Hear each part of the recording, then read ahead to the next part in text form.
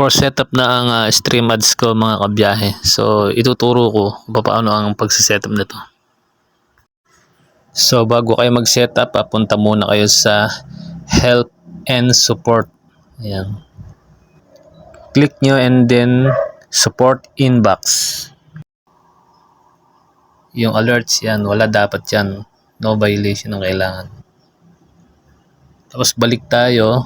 Punta kayo sa profile nyo and then click nyo yung 3 dots sa kanan. Ayan. And click profile status. So and click profile recommendable. So ayan, dapat malinis yan. Wala kayong makikita sa ibaba na flag content ganoon. Kailangan yung star nyo, yung yellow na yun, kailangan 7 yan mga kabiyahe. So balik tayo. Click nyo yung dashboard. Yan. And then click monetization. So ayan, nakita niyo for setup na, di ba? So click get started yan. Click nyo yung get started.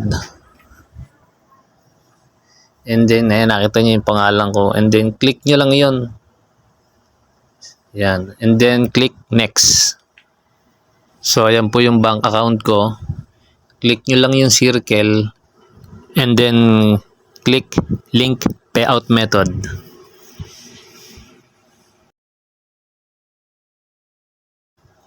Medyo lag tayo ngayon. Mahina ang signal.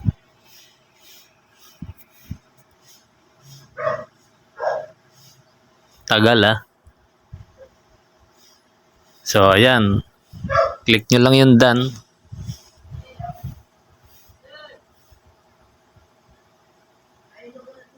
So ayan, nakita nyo, 0 earnings pa.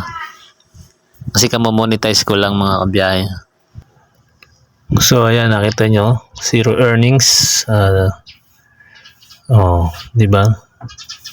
Pakita ko sa inyo yung kung nakalagay, tingnan natin kung nakalagay na ba sa tools ko yung stream ads.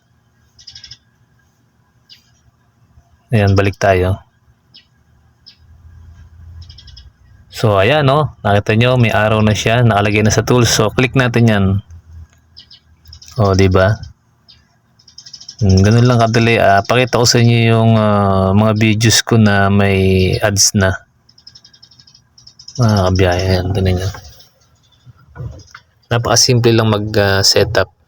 So ayan, nakita nyo, meron na siyang ads, di ba? Di ba, nakakatuwa. At sana may natutunan kayo. Salamat.